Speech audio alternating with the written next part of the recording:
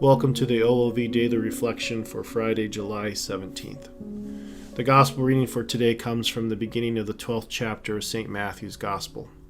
To make sure that we have the appropriate context for today's reflection, I'm going to read the entire 8-verse passage. It reads as follows. Jesus was going through a field of grain on the Sabbath. His disciples were hungry, and he began to pick the heads of grain and eat them.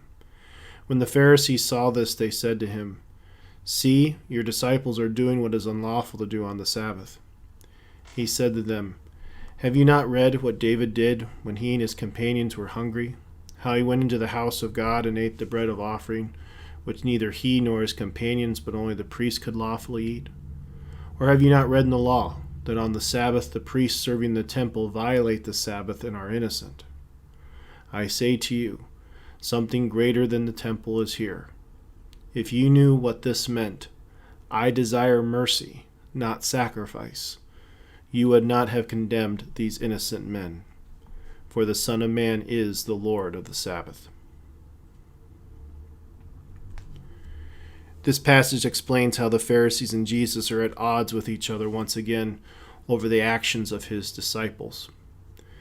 But those final comments of Jesus in the passage does provide some insight into all the controversies that he has with the Pharisees throughout the Gospels.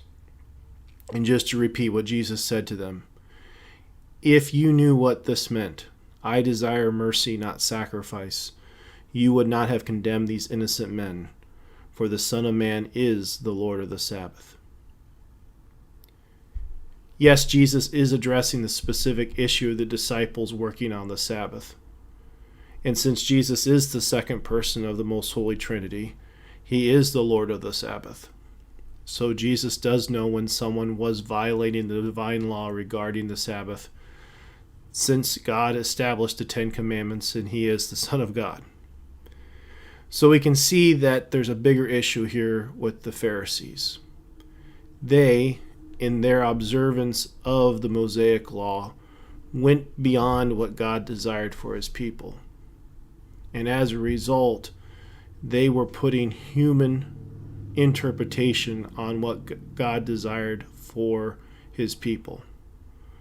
So another point in the Gospels, Jesus says to the Pharisees, "You are creating huge burdens for people to carry." Because again, they, in their observance of the Mosaic law, have created something that went beyond what God desired for their practice. So thus Jesus reminds the Pharisees, "I desire mercy, not sacrifice." That God, by sending him, the second person of the Trinity, his Son, he wanted us to know love and mercy. Now, what does become abundantly clear is that there's still expectations for all of us. We have to avoid sin. Furthermore, we have to follow the 2 greatest commandments of loving God and our neighbor. And the Pharisees and many of the things they did were truly living up to these 2 greatest commandments. But they got off track when they, in their practice, went beyond what was being asked of them by God. And furthermore, judging other people harshly because of what they perceived was a violation of what God wanted for them. So this passage helps us to understand almost every interaction Jesus has with the Pharisees. The Pharisees truly were trying to, in their own minds, put forth an adherent following of God's law. But Jesus reminds them that they are going beyond what God desired for them. In fact, God desires mercy, not sacrifice. So as we conclude today, a couple just brief reminders. One is that we will have to make sacrifices in our lives, meaning that we will have to choose among good things. As I said earlier, Jesus wants us to avoid sin. It's not a sacrifice to avoid sin. In fact, it's our obligation to avoid sin.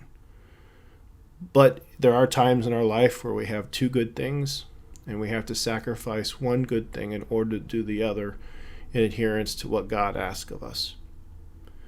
So that's why our daily prayer is so important, that we're constantly asking God in our prayer to show us how we are to follow His desire for our lives, so that when we have to make the appropriate sacrifice of one good thing over another, we know exactly what we're supposed to do. And there's no worrying about whether we're doing the right thing or not, because we prayed about it and God has confirmed it and sent us truly in the right direction. And thus we return to the gospel for today. I imagine the disciples of Jesus knew by picking the heads of grain that they were breaking the Mosaic law as interpreted by the Pharisees. But since they were with Christ and they were being taught by Christ, they knew what to do. Same way in our own lives. In our own prayer, if we're constantly bringing everything that happens in our life to prayer, we will know what to do, even if the world does not appreciate or understand what we're doing. Because again, we're following Christ and no other created or human source. Please know my continued thoughts and prayers for all of you, and I hope and pray that you're having a good day. Our Lady of Victory, pray for us.